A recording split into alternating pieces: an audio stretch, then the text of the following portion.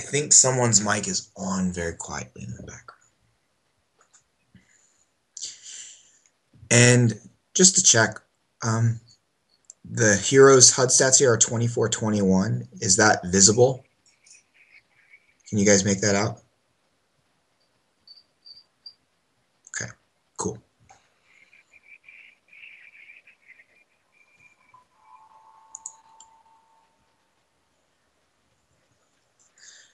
Cry and fold. So like what are the pros and cons of raising? Whether you would do it or not. Basically the discussion here is we want to talk about why each one is good and why each one is bad. So PKR Sanders saying raising is bad because big blind calls a lot. If I raise, I would go for 9,000 something. Good. So like, raising, it's what we'll do is, I guess I'll make positives be like a pro thing, and then negatives will be a bad thing. So a positive here would be raising somewhere around like 2.1 or 2.2x is like a good raise size. But then a negative would be like big blind calling a lot.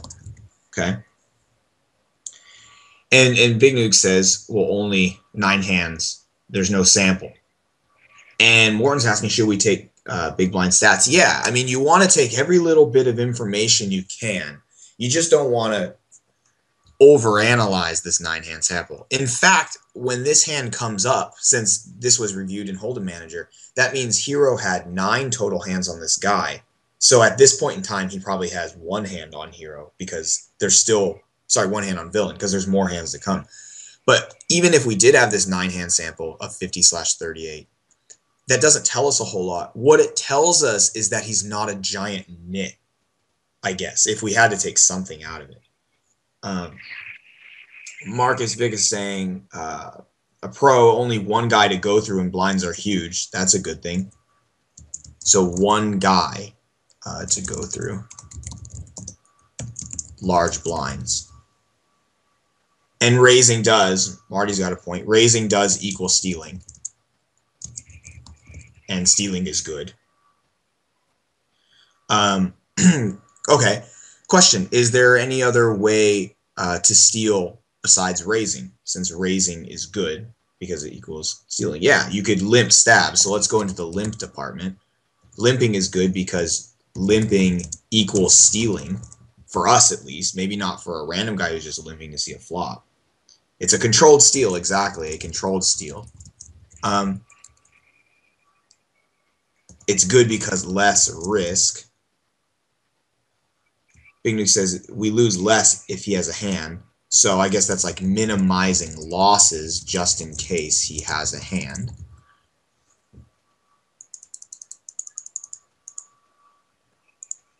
That's good. Con, Marcus says, is that it's too obvious.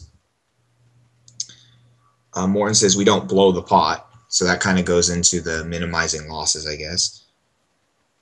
Now this is interesting. A negative, he will always play the hand.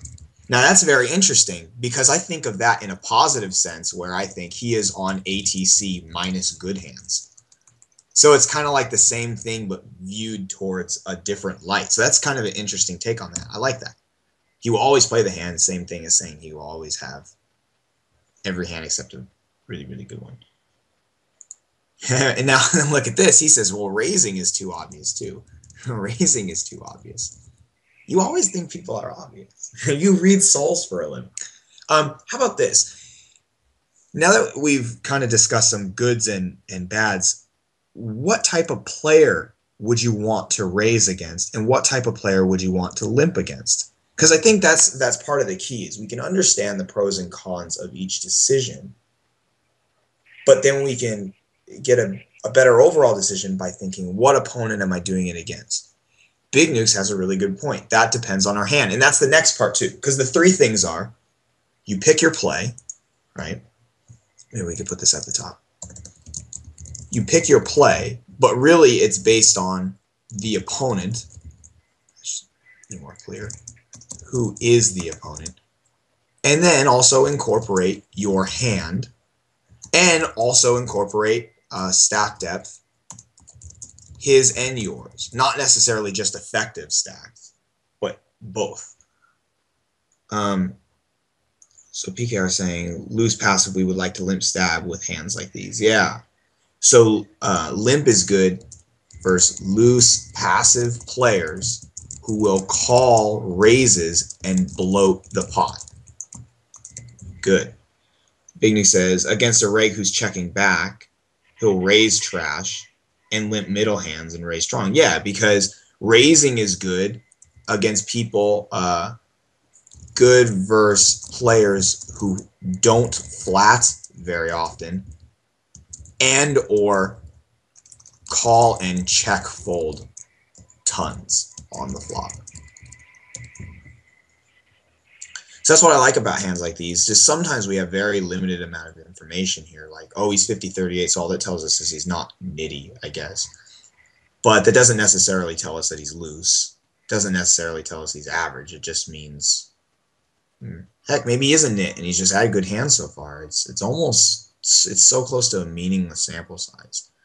We're never going to shove these stacks, but more importantly, we should never fold, and that's a mistake that Anemic was making, and I'm sure some of you guys probably make that mistake every now and again, and it's a very common one. It's just don't give this guy a free gift of 8,400 chips. So added, he says, he doesn't seem to be loose passive since he has a 3-bet also. Well, right, but I think the 3-bet thing could just be one hand, because I know the 3-bet, and I discussed this with Anemic, the 3-bet is based on the opportunities that he has had to 3-bet. So in other words, it's only one of three. Exactly. Meaning that all this is saying is at this point, there's been 3 times where someone has raised in front of him, and one time he did something back that was either a shove or a re-raise, which could just be aces for all we know. Well, he raised 4 of 9 and once called. Yeah, is that what's 38 of 9? That's not an easily divisible number. Yeah, what does that mean? Because how is that 50 if he's done 4.5 hands? I thought it had to be even. Does it round it up? I guess it's just too small of a sample size to kind of gauge anything. One more question. What if the blinds were 3,000, 6,000 here? Same exact hand. But now it's 3,000. Yeah, same exact stacks. Just now turn that 2 into a 3 and turn that 4 into a 6. Okay. So what are the pros and cons, though? Because now, now when we get up here, we have lots of options. We still have, keep the same order, raise, we have limp, we have shove, we have inside raising now, we have raising to commit, and that has, is that how you spell commit? I'm confused. Various sizes are in there. Yeah, Marcus is right, you can't fold. Limping, stabbing is good. Shoving can be good. Everything can be good. Big Nuke's ad, so we're on final table and we shove because they're super short on the other table. Or on the table. So random will try and stay longer than him. Yeah. And now what's funny is, awesome, stage of game, this is a $3 rebuy, so you're not even at the final table. I never even said that. Wow. Fail on my part.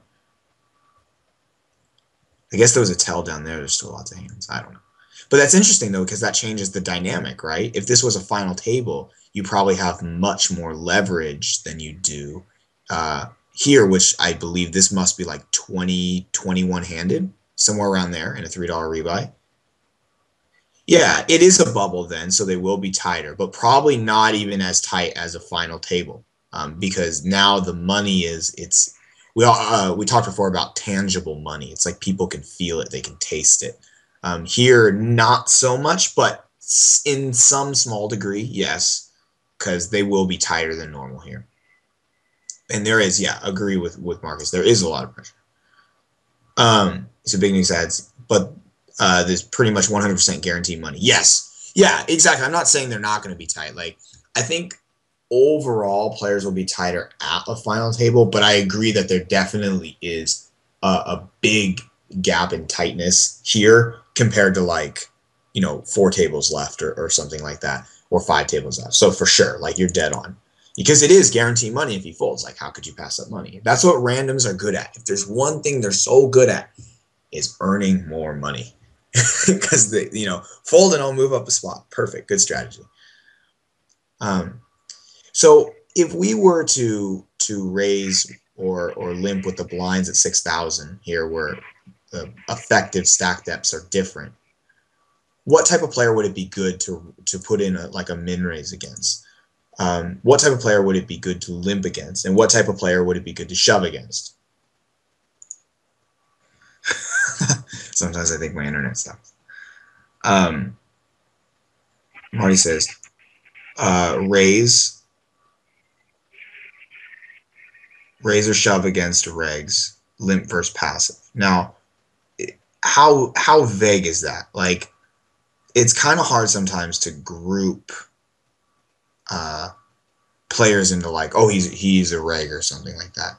I think, and this is one thing that we talked about. Like, one thing I like doing against the typical reg, like, you come across there's like 100 guys out there who, like, you see all the time. You know nothing about them. You just know that they're trying to make the little signal for quotation marks. They're a reg, like, quote unquote reg. And I love versus guys like that. I like doing one of two things. I love putting them in uncomfortable spots. Like, I like to take them out of their element, which is usually like the push fold element. And I kind of like to give them a taste of the stuff that they don't like, because the more confusing situations you're in, probably the more mistakes you make. Like, probably said to half you guys here, it's like when a guy tries to pick up on a girl for the first time, it's really, really awkward, and you're probably going to say some stupid shit, and it's because it's uncomfortable. Oh, I got to do the right thing. Oh my God. And you're probably going to say something you'll regret. How do you spell commit? Jeez, I'm confused. So that's why I like to do kind of weird stuff. Oh, that's because you're a baller with women.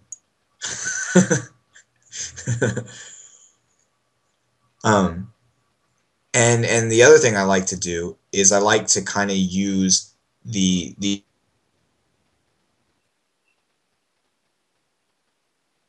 guys might limp, or sorry, they might shove if you limp in certain spots, but kind of all those default plays that the quote unquote reg does a lot. I kind of like to induce those common robot reactions when I want them to do a certain thing. And that's what's kind of cool. I think Wyme said it best once. He says sometimes he actually prefers playing against regs because they're more predictable. And that's the case sometimes with a lot of the typical quote unquote regs.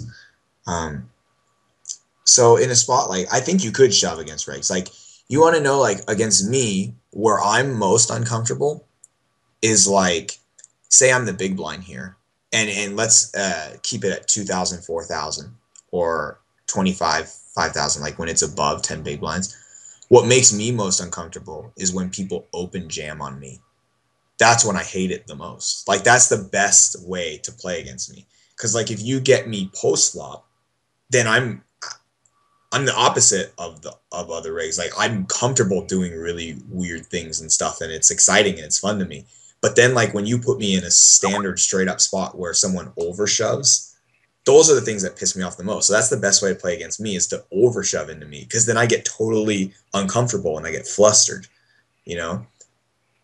But then the opposite is true for a lot of typical rigs, because when you shove, I mean, maybe not here with the blinds 4K because it's a huge shove, but when you're shoving like 10, 11, 12 normal big blinds and stuff like that, or less, it becomes very normal. It's like, oh, I've seen this before. I've done this a million times, So then when you do something different, then hopefully it removes them from their comfort zone. So Morton added, but you have an easy decision most of the time when we overshove. That's true, because I guess your decision is limited to kind of a yes or a no. It's like, do I call, do I not call? But for me, that's what pisses me off the most, personally, is the huge overshoves, because it it makes me feel uncomfortable. So like my goal when I'm playing against um, everybody, but mostly semi-good players and good players because they're a little more predictable than a complete random. That's why they're called randoms, right? Because they're random. Um, it's to always kind of be like, okay, you know, what confuses this guy? And what's really cool is when you start getting really advanced in poker, and this is something like way beyond where any of us are. Like, I mean, I'm not even close to this at all. Like, you start finding out the little tiny intricacies that piss people off. Like, you know, do you guys in real life you have a pet peeve? Like a guy scratching his nails on the chalkboard, you know, or like my wife, it's like, oh, you eat with your mouth open, like, you know, you chew with your mouth full or whatever. But if you could find the little things that annoy someone in poker, then like you can use those things against them, and that's the way to take someone completely out of their comfort zone. And see that, like Morton's saying, well, why not 3x? You could, and it does happen a lot in nine man. Um, Morton's saying, why not 3x? Like if you had the blinds are 3,000, 6,000. I love making it like 18,000 and 3x because it's not normal. Now a person has to shove over you. But regardless, all we're doing here is we're saying, okay, I'm blind versus blind. I'm going to do a play, but not only am I going to do it, I'm going to pick the play, but know who the opponent is and why I'm doing it, and then pick the hand I want to do it with. So I'm not just doing 3x with ATC, I'm doing 3x with certain hands I want. Because if you were 3xing at 3K, 6K blinds versus a reg, and that tightens them up, then you wouldn't want a 3x with a good hand, because you don't want the person to tighten up when you have a good hand. You want them to loosen up. So how can you make them loosen up? You could limp against them, and then maybe he just goes, oh, I shove because you limp, right? And that's what's cool is like when we're thinking of raise, limp, and shove is know why each one is good and know against what type of opponent it's good against. And Marty had kind of a point when he was saying, like, is it a reg or a random or something like that? In a nutshell, we could sum it up and say most regs will fall into one group, most randoms will fall into another group. But at least when we make that assumption, we want to recognize that the best play at all times, is to find out what's the pet peeve of someone, what bugs them the most, and find that and try and use it against them. How many regs out there get confused when they play against random players who do goofy things and you don't know how to counteract it because you haven't seen it that often? You know, oh man, I'm not used to this play or something like that. And so if you can be that guy who does something different but know why you're doing it, that's how you can start taking good plays and then you make them much, much better. It's my dog's collar in the background. Any questions about any of that stuff at all? Should add this. Shoving is good to prevent reshoves. Good to shove strong hands versus people who call wide. Limping is good to induce shoves.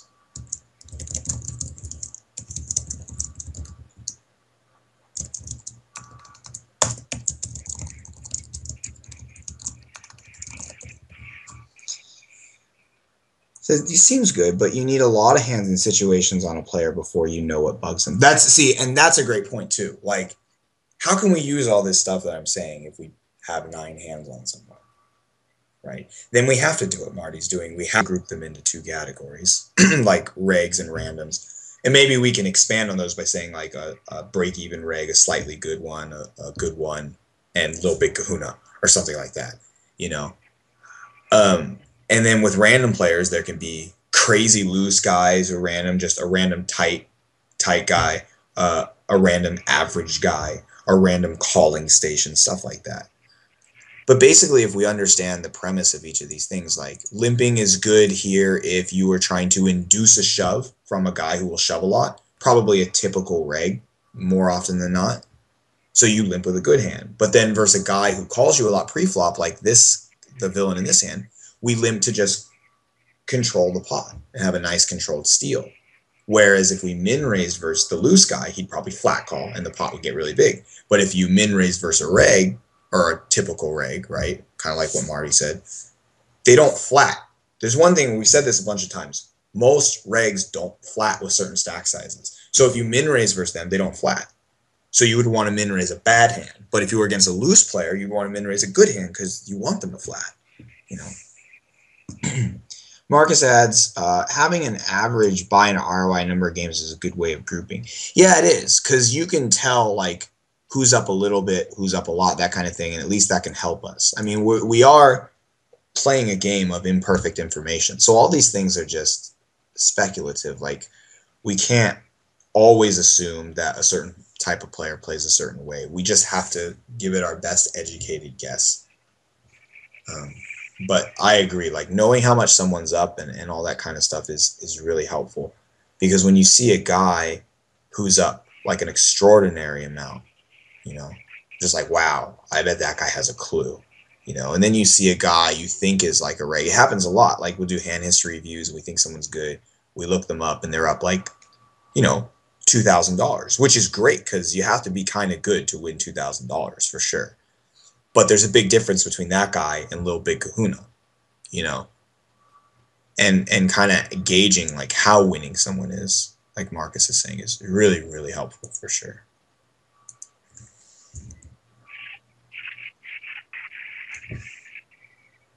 Yeah, 2K and then how many games? There's seen guys like that, and it kind of confuses me. That's a long time. Like, if you see someone who's up 2K after 2K games, it doesn't necessarily mean they're like crazy Lil Big Kahuna good, but it means that they might have a clue. Is he really? I thought that guy was pretty good. Oh my goodness. It's crazy. It's crazy. Okay. Hand number 2. Make this bigger. Okay. So in this hand right here, we don't have to do as many notes here. 140,000. How do you play? Is that like hyper turbos? Anyway, let's look at a situation like this. I'll just ask you a few questions. Give me some answers. If I were to shove here, okay, say if I shove, why am I? Answer that. Because I think in this hand, every single option is okay. Okay, it is Nash approved, that's for sure. 44 in the pot, so the blinds are 1,500, 3,000. This is a 10 big blind shove. It's Nash approved for sure. What's the reason? Another reason besides Nash.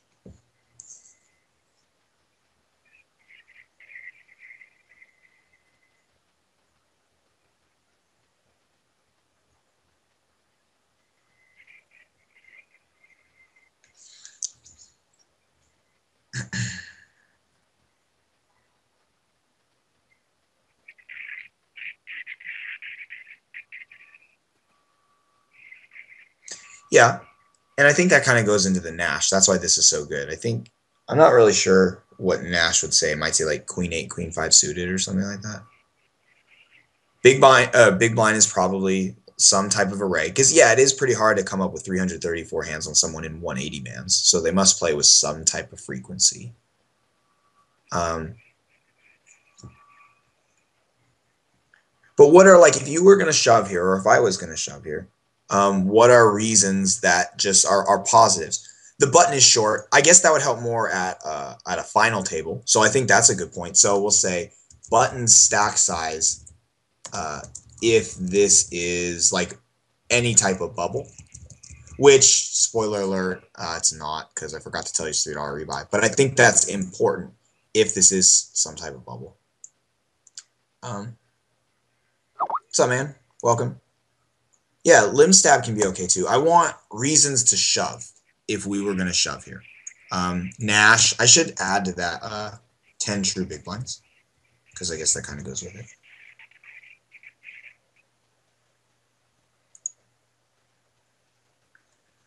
What's a reason to shove?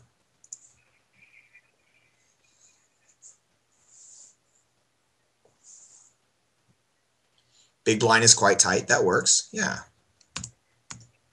So there you go. Big blind is 14-10.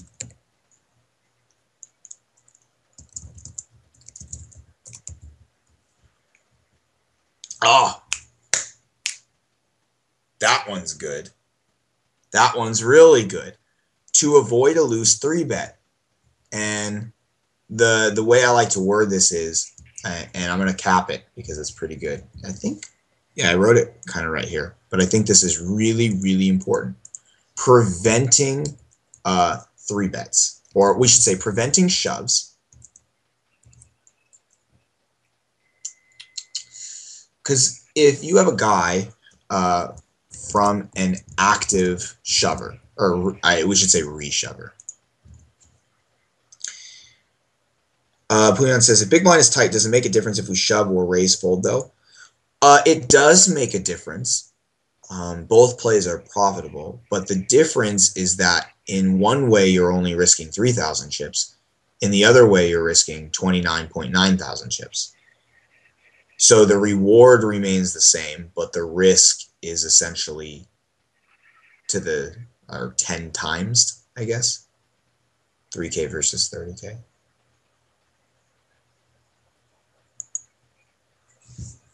This is the big one I was looking for right here. That was said. Oops, I should say preventing reshoves. Right. Or even like a 3-bet, but then in a very sophisticated world, you could raise to induce a 3-bet, so you could 4-bet, but that's like, forget about that. Too complicated. But I think that's a really great reason to shove, is if you're aware that a guy's going to do that. Morton adds, yeah, but while it prevents 3-bets, it puts us on risk. It does. It does prevent 3-bets, but we don't want to shove just to prevent 3-bets. We want to shove to prevent a high frequency of 3-bets. So in other words, Morton is going to rejam some percentage of the time here versus small blind raise, even if he doesn't know who the small blind is. But then there's going to be guys who get crazy with it.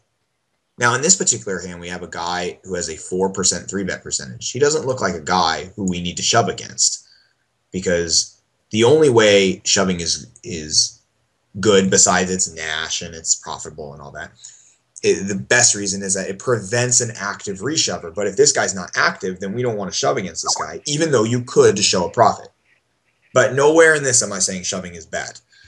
It's just a question of making profit while considering your risk. So how do we balance this, Morton asks? Here's what's cool.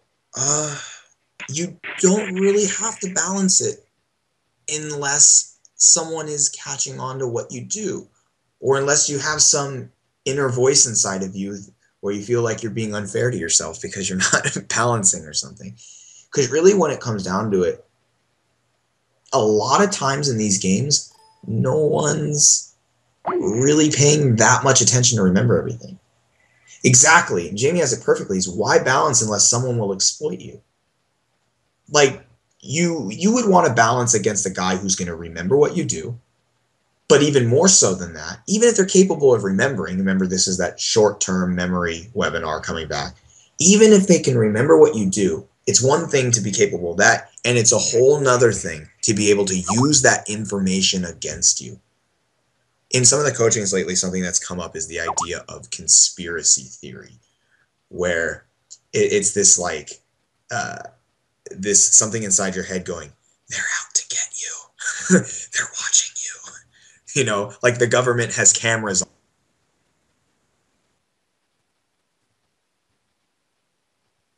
But really, maybe this guy this typical rig that we're making this assumption because we have a decent amount of hands, maybe most of those hands are just from like 10, 20 blinds. Maybe he's never even seen you before.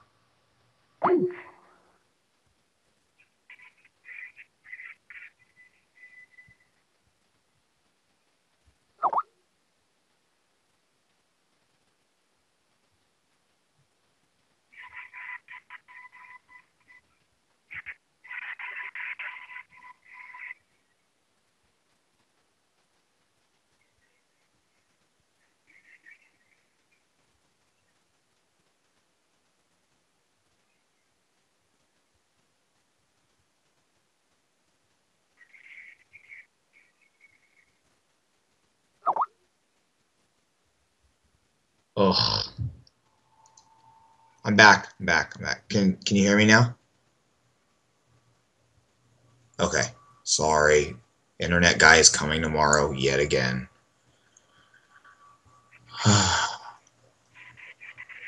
Okay. So back to where we were. Okay. Thanks for being understanding. How about this now? If I'm limping, who am I doing it against?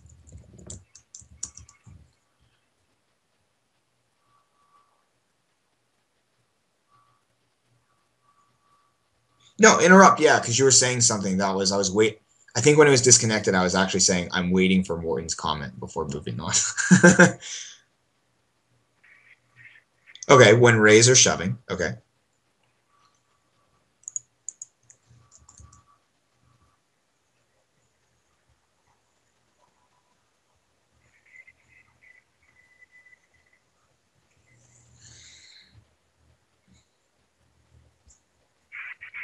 Yeah, if I was readless and I had no idea, if I was just like thrown in this situation, I would lean more towards a min raise over a shove any day, unless I was like my time bank was running out and I had to do something. Even if I had no stats, my default would be to min raise because it's a lower risk overall, and maybe I'm a life net. Maybe before we get to limping, if I'm raising versus a player who will, let's just say, who is somewhere around 30-ish, 20-ish, something like that, or more, what hands am I limping with? Approximately, because obviously there's no exact answer. I mean, I don't even know what the exact answer is. Just, throw out some types of hands that you might expect a limp here with. Because we know that if we're, Jesus, let's start. What hands am I raising with? Good question. Very good. Very, very good. Ah, pwned. If I'm raising with the intention of folding,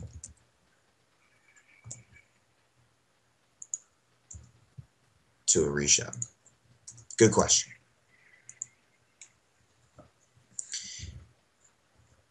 Because we know the reason we're raising into someone who's kind of loose, we're expecting them to call some portion of time, especially if they're bigger than 30-20. You might see guys who are, 38-30. Like this guy here. Here's a great example. What if this guy's a big one? He's 30-23 over 111 hands. He's got a huge stack. So what type of hands would we want to raise into him?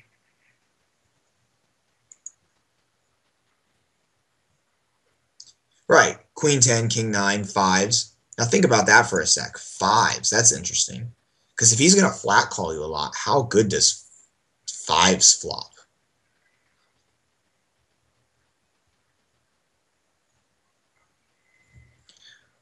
Paul says, with how many big blinds would you not even consider a min raise? Well, the lower I get, because remember, when I'm thinking about min raising, it's important to say, and we all know this, that I'm thinking in normal big blinds. So like we're saying, if we have 11 big blinds here, we have 22,000. We would, so if I had 22,000, he's still at 29,665. I'd lean towards limping more there, because I want to control the pot more, because I'm creating some awkward stack sizes if I min raise with 11x and then I'm called by a loose player. Right? We can bluff it. Yeah, hands that have good post flop playability. There is no exact cutoff. I'll get to that in a sec. I'll add it right here so I don't forget. So we'll get to that in a sec, Paul. Hands that flop well, 6-7 suited, good flop ability and playability, as you guys wrote. Okay. Yeah, and then with hands that flop worse, I'd lean towards limping those against a loose player because I don't want to build a pot with a bad hand out of position versus a loose player. So I should say if I'm limping versus looser guys, rarely versus tighter guys, although it's okay. I should say more versus loose and less versus tight guys who fold to min raises. I'm limping hands that flop poorly because I don't want to bloat the pot. Because I don't want to build a big pot, I should say a bigger pot, out of position versus a loose guy. Unless you're really, really deep, then it's okay because then you have more maneuvering. So Marcus says, so you mean limp, stab, and fold against loose ones, right? Yeah, I always lean towards limping versus looser guys because I don't want to build a pot up. Now, if you have a bunch of chips, if you guys each have like 30x here, then it's totally fine. But this is now Paul brings in this about like where do you draw the line? And it all comes from ratios. And a long time ago, we talked about SPR, which is stack to pot ratio. Okay, so let's look at this hand really quick. If you min raise here, it's really good because he's 14-10. He won't flat you very often. But let's pretend he's much looser than that. And you min raise, so you raise to 4. He calls another 2. So there's 9,400 in the pot. So let's go 9,400 pot. Whoops. And your stack size, or here the effective stack size, is about 27,000. So this is somewhere around like a 2.7 to 1 ratio. Somewhere in there. That's kind of difficult to play. Let's make it easier. Let's say the stack to pot ratio is 3. Okay, you have 3 times the pot. Now let's use Paul's question where he asked, would you consider a min raise how low? And he says 11 big blinds or less. Let's say if you had, that's cool, man. See ya. Let's say now that you have 22,000 here, okay, and then you raise, so you'd have approximately 19,000 left. This is if you started with 11 big blinds. And then the pot would still be 9,400. And then all of a sudden, you have a different ratio. Now it's 2. Hands play much differently based on the stack to pot ratio. That's why when, like, easy example, you play cash games and you have 200 big blinds in whatever this deep stack game is. That's why suited connectors go way up in value. This is exactly the reason why when you have 15 big blinds in a sit and go, suited connector goes way down in value because the stack to pot ratio is different. You can talk about implied odds, effective stack sizes, all this and that. But the core of all of them, what they all have in common, is it's the stack size relative to the pot. And different hands play better or with certain ratios. That's why it's so easy to get top pair in for 10 big blinds. Say the pot was 3 big blinds and your stack is 10. You have a 3 to 1 pot ratio. Top pair is the nuts. Now let's say the pot is 3 big blinds and you have 100 big blinds. Top pair is very scary now because now you have a 33 to 1 stack to pot ratio, right? So when I limp, what I'm doing, I'm controlled stealing, as Morton said, but in a way, I'm manipulating the stack to pot ratio. If we min raise here and we're flatted, we have a 3 to 1 stack to pot ratio. If I limp and he checks, guess what? Now there's 5,400 in the pot and I have 29,000. Look at what I've done. I've made it a 6 to 1 pot ratio. So my hand can play differently now. I don't feel committed as much if I flop top pair or even like a weaker pair, but I have more maneuvering. And that's what's so important. I'm manipulating the ratio when I limp in here. And that's why limping is so powerful, because guys who say that you're not allowed to limp will never find themselves with a 6 to 1 pot ratio here. And Morton has a great point to add to this. He says, yeah, and your bet on the flop is way smaller than if you raised. Exactly. So not only are you manipulating the ratio, you're manipulating your future bet sizes. You are still being aggressive. You're still going after the pot, but you're doing it with less risk. Granted, there is some less reward, I suppose. If you limp, there's 4,000 less in the pot than if the guy called the raise. But then the cool part is you get to decide which hand you do it with. That's why I tend to limp with worse hands, because I don't want to build the pot. I want to build a pot with a good hand where it flops well. Like if I had Queen 10 of hearts here, I would love going in for a min raise here and having him flat call. Cool, whatever. But when I have like 5-3 offsuit, I don't want to min raise against a loose guy. I think I'd min raise 5-3 against this particular opponent. But if the opponent was this guy right here with 100,000 and 30-23 over 111 hands, then I would want to limp my bad hands against him. Marcus says, what's the worst opponent to do this against? You mean the worst opponent to limp?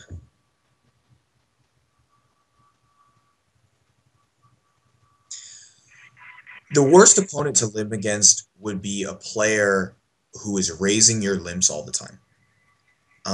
But then that even opens you up to something else, is if they're like just smart aggressive, then with certain stack sizes, you could limp, induce a raise, and then shove over. Exactly. Jamie's got it. Boom. But then with certain stack sizes, it could be bad to limp. Like, because say you're at 20K each. Now you're in this stack area where a lot of robot regs will just auto shove when you limp. But with these stack sizes, it could still happen against like an Autobot reg, but maybe not as frequently because it's not like just 10 regular big blinds.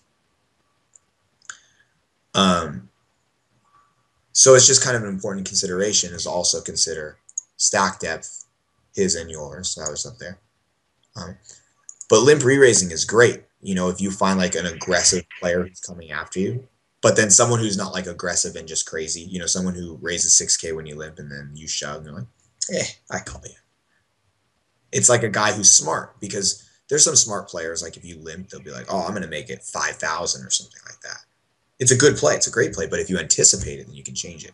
Now, Marcus, on the other side of things, and you know this, if you were against a guy who was shoving when you limped, especially if the stack sizes were more appropriate for that, now you can start limping to trap. So the point is we can do all these different plays versus different people for different reasons. It's not like limping represents weakness.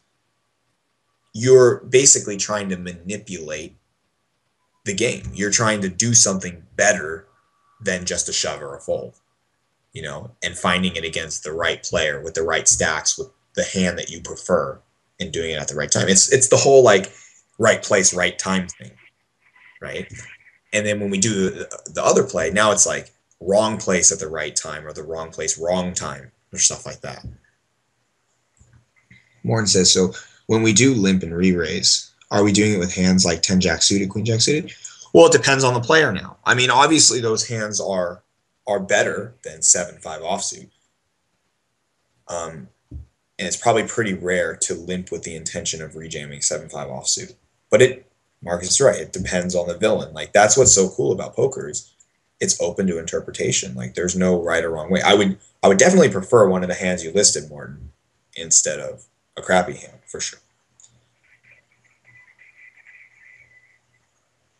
But then say you had something like 10 jack suited and you were unsure. You just thought the guy was crazy aggressive and he was going to be coming after you, and you didn't know if he was going to shove or raise. Now you can just take your 10 jack suited. You can just jam because you have a super profitable hand and you're preventing a reshove, or you're preventing a 3-bet where you're not going to know what to do.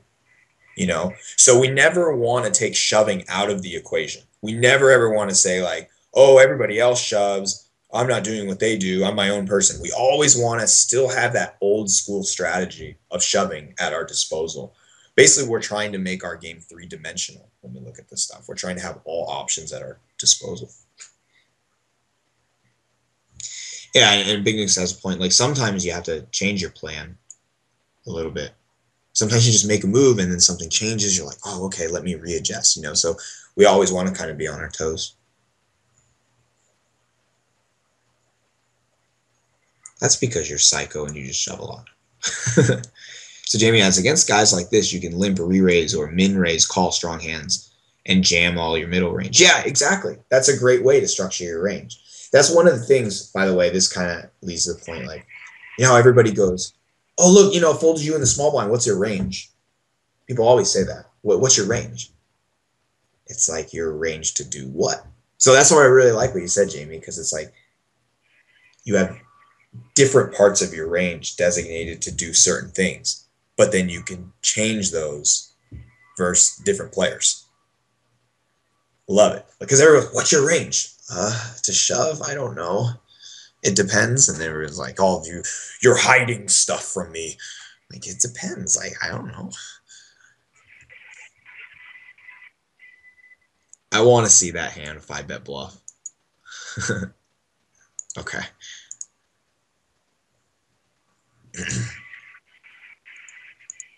This hand. All right, so last one of these. This is for the first section. And then the last two hands are pretty quick. Okay. So in this hand, this will be fairly short. It's kind of like the first one. This, however, is a final table. And it's 8-handed. Give me some cons. Let's look at some bad things. Some cons of raising small here.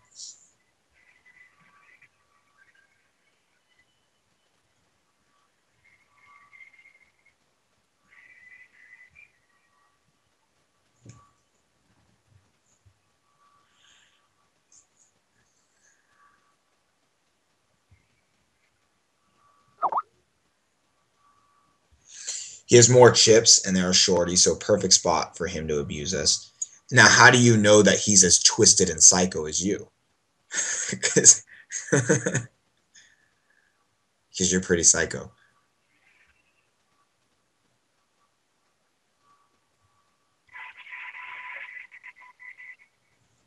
He has 13-9 over 800 hands, so he definitely plays a decent amount. His 3-bet, let me zoom in. Oh, it's a little pixelated. It looks like 6.8.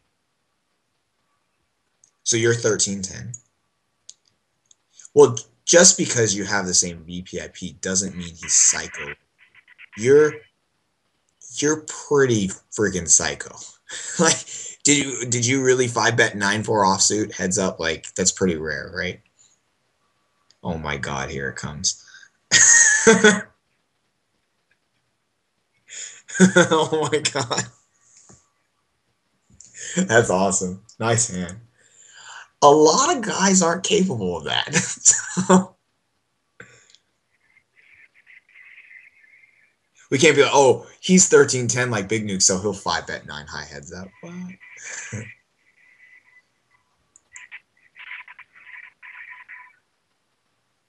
He doesn't have any of that. So one thing, like against Big Nukes, actually, I think probably the best way to play Deuce 3 against Big Nukes here would be to raise, induce a 3-bet, and then 4-bet jam. But pulling that off in game would be pretty crazy. These stats, I think they're just overall. Just everything he's got on this guy. So it's just like, it could be big blind 10, 22. But like if you made it 8K versus Big Nukes, what would you make it? Like 20,000-ish? And then you could just 4-bet jam 7 deuce offsuit over him. But then like when you're actually in game, like can you really do that? It's so hard to like muster up the strength and courage. It's no, well, yeah, it is. I told you because you're psycho.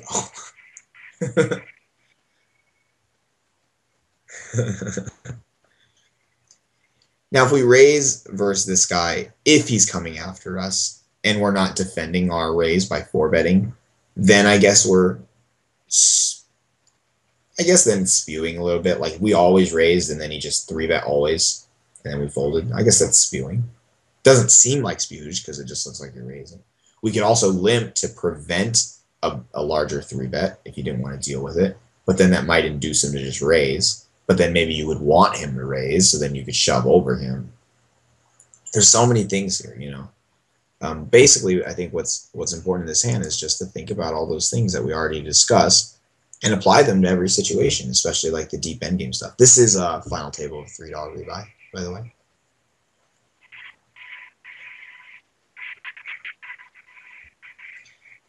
So what do you mean by the risk, Marty?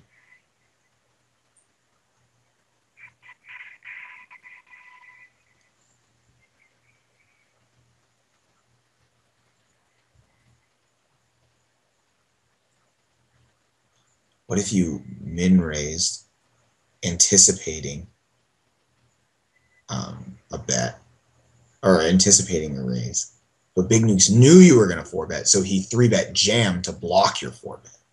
Oh my god, crazy. What if he flatted to just mess you up? So he says min raise fold is best. Right. I think min raise fold is probably a good play here. Like you have 18 big blinds. But then if the person's actively going after you, then it's probably not a good idea. Unless you're defending your 2-bet, I suppose, which is a raise. I guess your 2-bet with a 4-bet. But I think overall, most people aren't as crazy as Big Nukes. And so min raise is good. And you could also, even if you wanted to limp and control the pot against a guy who has more chips than you could do that too. You know, you could even make it a little bit more if you wanted to convince him not to call as often because he's very, very tight, you know, because there's tight guys, then there's tight guys who are really smart and like are, also aggressive too. And then there's tight guys who are crazy drunken maniacs like our friend over here. Like, he scares me. He will attack the crap out of people, you know. So you'd have to make it 8, he'd make it 20, and then you shove. Gross. Maybe we don't need that.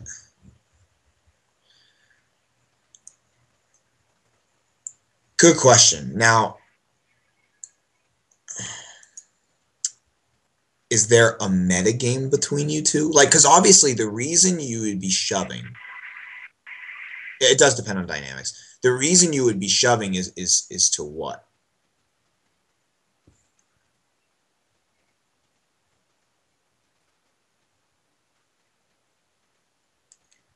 Like, what? If you shove, you're trying to what?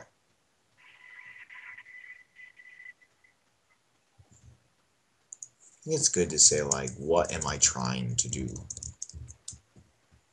To block a light 3-bet. Now, is he going to 3-bet shove? Or is he going to 3-bet normal? If he 3-bets normal, then you would want him to do that because then you could 4-bet. If he's going to 3-bet jam, then maybe you can limp to block a 3-bet jam. And then maybe by limping, he then raises, maybe, and then you could shove over the raise. Or he checks and you just have a nice and controlled pot with a larger stack to pot ratio. So if you didn't know if he was going to 3-bet normal or shove, then probably limping is the best play, but the limping takes on a new meaning. You're limping to block a 3-bet. But then at the same time, you could shove to block a 3-bet. You could. It's a little gross, but you could. I mean, the blinds are 3-6 technically, and so that's 12 true big blinds. It's definitely profitable.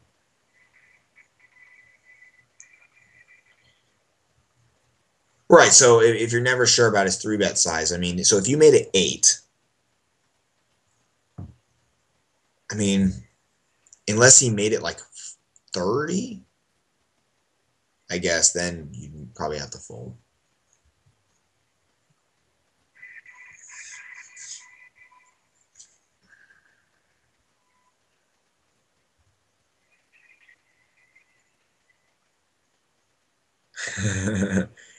So because that's really interesting. Because if you min 3-bet versus me, so if I make it 8 and you make it 12, then it's harder to shove on you. Because you like warped the numbers. Interesting here. So I think maybe what we can get from this is just be like, what am I trying to accomplish? And then use these tools that we already talked about to kind of figure it out. Yeah, if you just raise me, I would fold too. I don't want to mess with you guys. Okay, 2 final hands. These ones will be quicker. Okay. Whoops, not that one. This one. Okay, so this is a brief hand starring Dottie, and starring Marcus Vick. What? Okay. So, villain raises, Marcus Vick shoves. And answer this question really quick. If you min 3-bet, what about min 4-betting? You could, but it would depend on what you're trying to accomplish with it. Like, are you inducing a 5-bet? I don't know, blah, blah, blah. Okay. So Marcus Vick shoves right here. Doesn't look so smart than when there's aces behind him. So this hand is actually from Marcus Vick's point of view, not Dottie's, because Dottie has the easiest decision on earth. I told him to fold and be nice to a friend. He told me to go fuck myself. And he did it in that Dottie way where he's like, no, with his little accent. Okay. What is Marcus Vick's range? Without without Marcus answering it.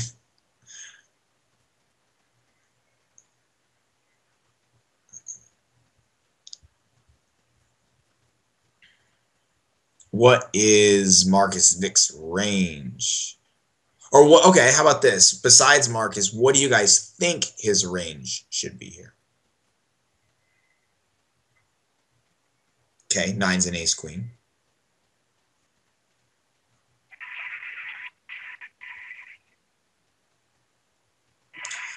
In this hand, no, we have no info. Marty says 8's an ace jack. Leon says pretty damn wide, which is very vague. Big Nuke says 10's an ace king, or anything we would call a shove from that guy. Okay. Good question. The stage of the game, it's just like middle of a 180. I think it's 2 or an 8. I'm not sure, but it's just like regular old middle of the game. Nothing too important.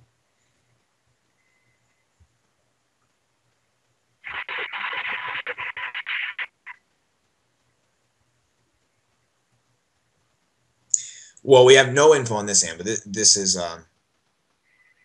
so we can go to the next hand really quick. This hand. Okay. So these two hands work together.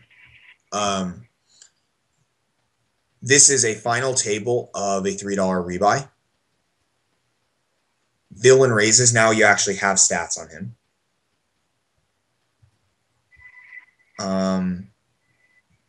What should be our reshoving range here?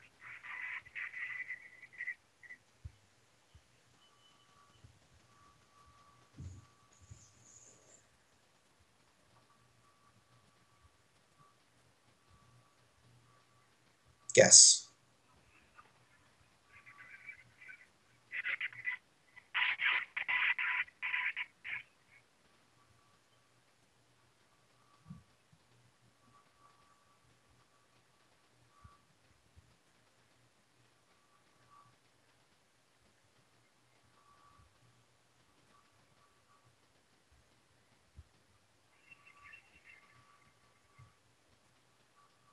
Does depend on the calling range.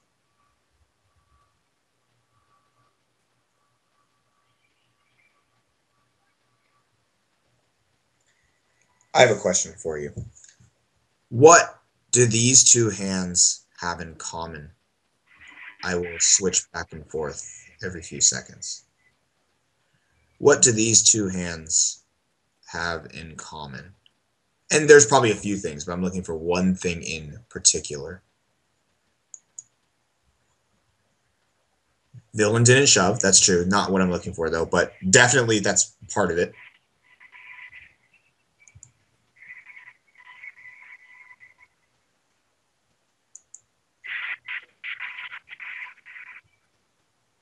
They are not committed. That's true, too. Small raise with small stack. Okay, that's close. Can you be more specific, please? Can anyone make that a little more detailed.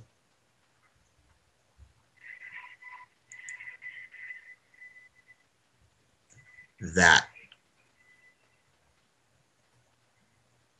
People just shove with 10 big blind stacks. Now, granted, not everybody. The most important thing about this is that in both hands, villain has 8 big blinds left behind. Now, come on. We've all seen people fold with these stacks. That's true. Let me tell you, in the however many bajillion games I played, this is such a common thing to do with a specific part of a range. Unless, two things. One, the person is just absolutely awful. Or the other thing, number two, that they're a very quirky player like me who does really, really stupid shit all the time. In this hand, we actually have stats on a guy, and he's 18-15 over 120 hands. So he's not crazy. Yeah, like Pisano, exactly. If Pisano were to do this, I wouldn't give it as much credit because he's different, creative, right? He's weird, unorthodox. But most people aren't able to be that unorthodox unless they're just bad. It's weird. It's like the line between genius and stupidity, where like most guys are just doing this with a good hand, but then you get the small group of the group divided into two parts, one of the drunk people and one of like the Pisanos. And probably way more often across a non-Pisano or non-absolute drunk guy than it is to come across a completely see-through raise here. So when a player makes this, and it's funny because it's 3-6 in both games, so he has 48. What should our range be right here?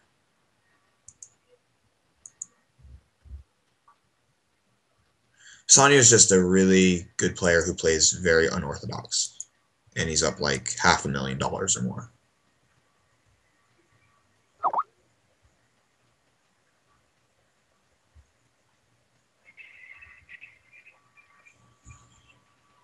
What should our reshoving range be? How about maybe we could start with this twos hand. Tight as hell, agree, because we know that this guy's tight. Also, if why isn't he shoving? Assume he's trapping. I would say it's better to assume someone has it in a spot like this than to assume they don't have it or that they're full of shit.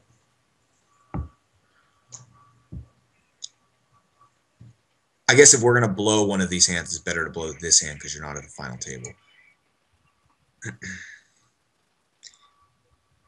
So I think Big Nuke said it earlier. If he's not folding, it's just like he's shoving. And then it's like what we're calling versus range, I think. You said it versus this. Let's say that the guy's range here is only jacks plus, for instance, and he's min raising. That means we would have to, excuse me, we'd have to pretend he's shoving jacks plus and then call accordingly. Excuse me. If he's doing this with hands like ace jack plus, why not call and ship the flop on non-Broadway? It's not super bad, actually. It would depend on the guy who's doing this, because that would actually induce some folds, probably, or at least greater than 0% of the time. And if not, it's the same thing as him just never folding in general. What should Marcus's range be here?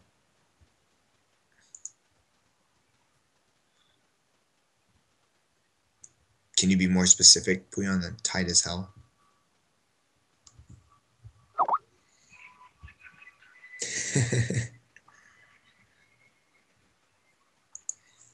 In theory, you would want to do kings plus if your opponent's range was,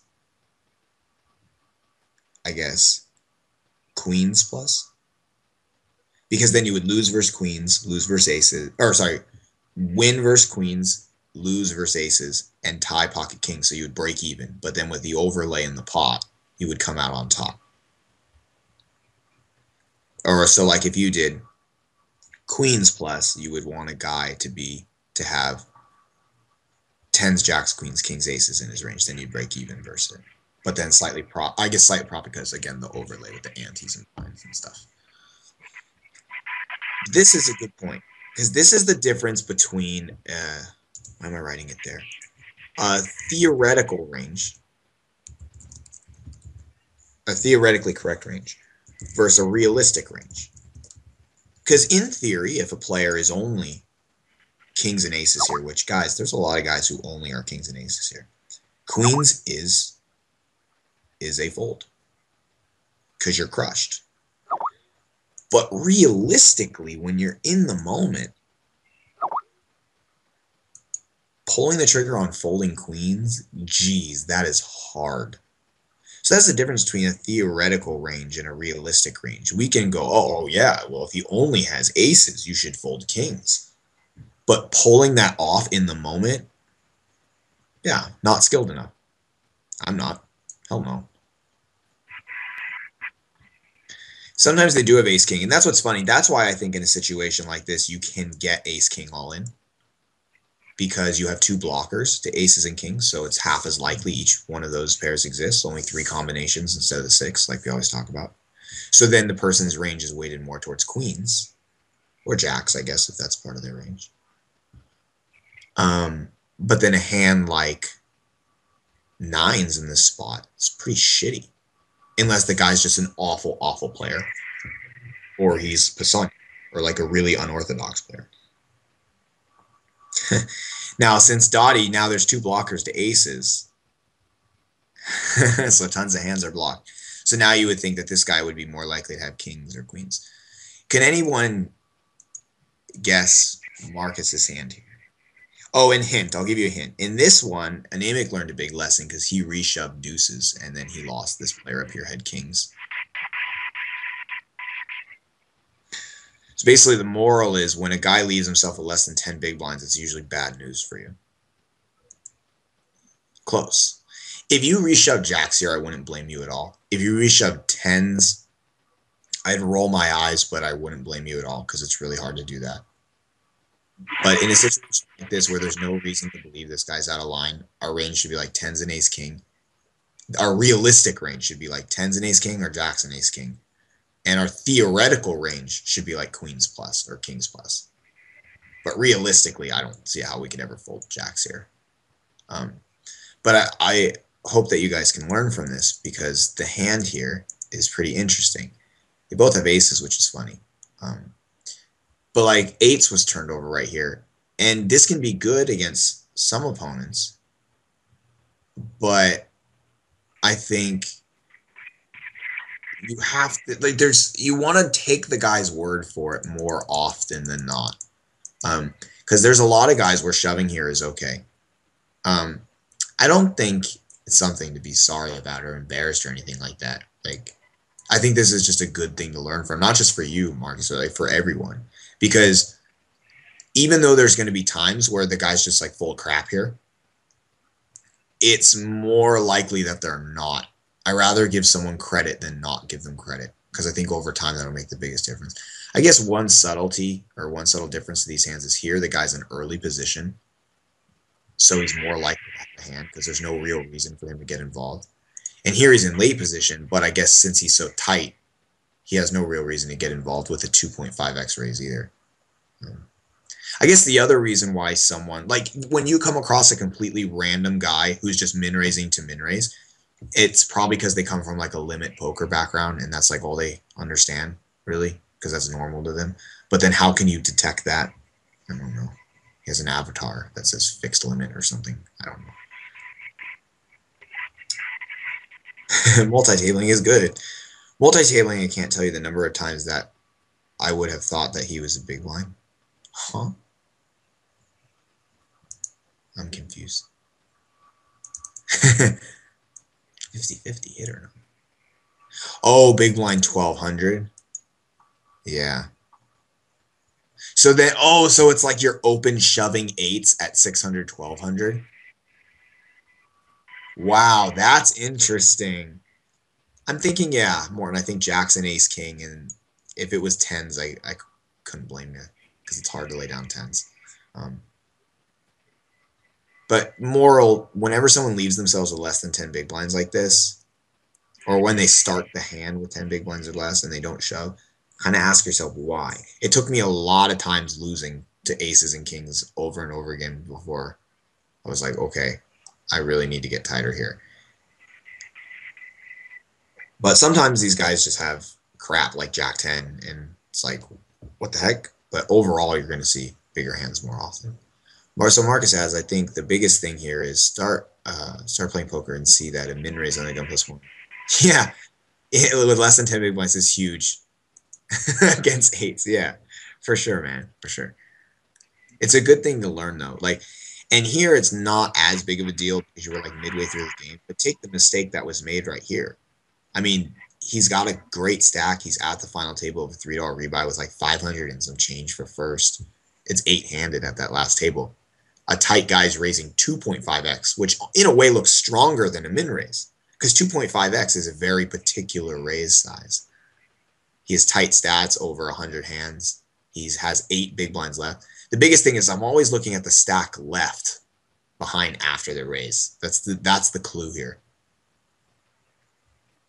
How many true years?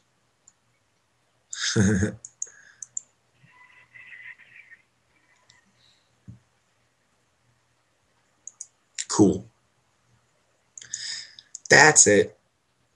Unless you have any questions about anything.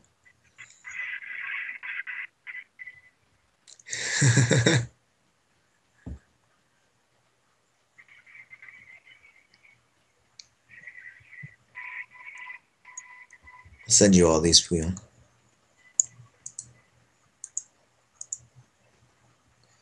One last question. What is it, sir? Okay, yeah, on the pocket twos. What's up?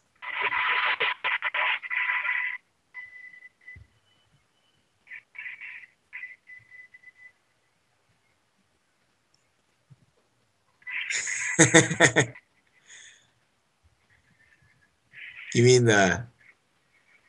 where's the 120 guy? What are you talking about?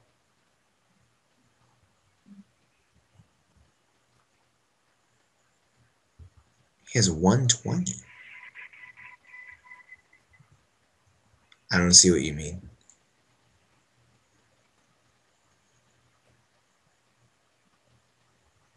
Oh, gotcha.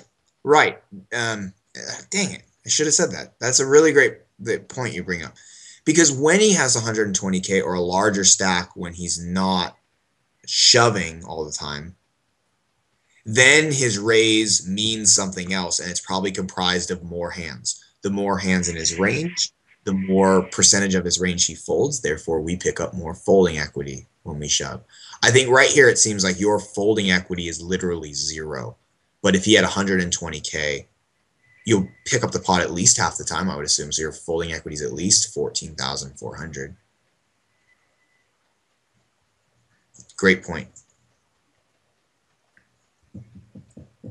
So you think like 75% times, so you're folding it was like 21,200. You could pick up for sure if you shove.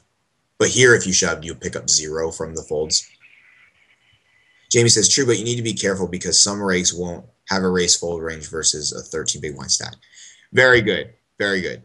And that's something that's interesting too, because some guys don't and some guys do. So it's like you want to just kind of be careful and choose spots. One thing you could do to manipulate it is you could raise here to like 42,000 or something like that and maybe freeze him a bit. Because again, like when you shove, he just has a call button. When you make it 42K or 38, 500 or whatever, now, I don't know, maybe his head will fill with some confusing thoughts. What I love against smart people, like, is like letting their own intelligence backfire on them. Because sometimes when you're so smart, you can start thinking things that don't exist. Like, if I make it 41K here, it doesn't change too much. But when you're smart, you might start reading into that, and then your own intelligence starts to kind of like eat away at you.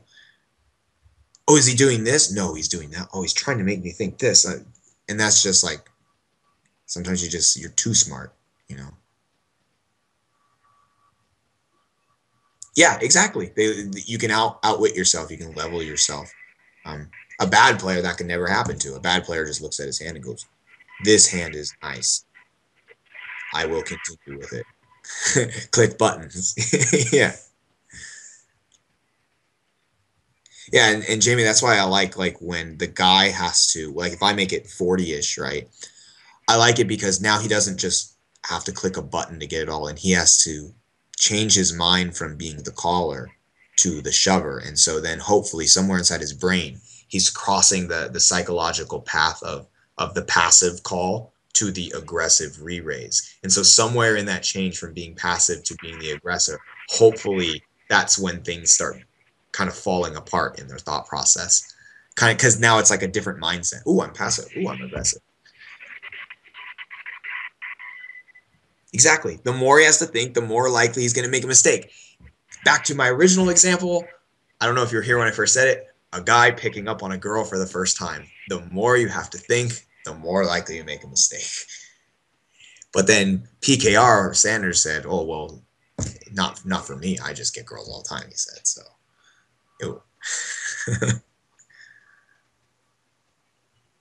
Baller off. Exactly. I think he even typed like she picked up on him or something. And I don't know what country that's in, but that would be awesome.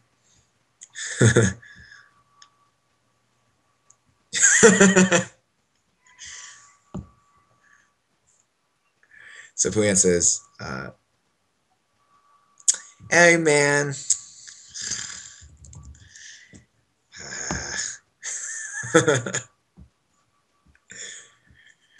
witty banter."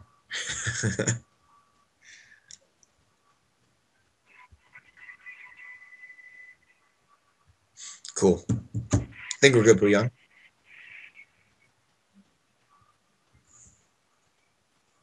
Thanks, guys.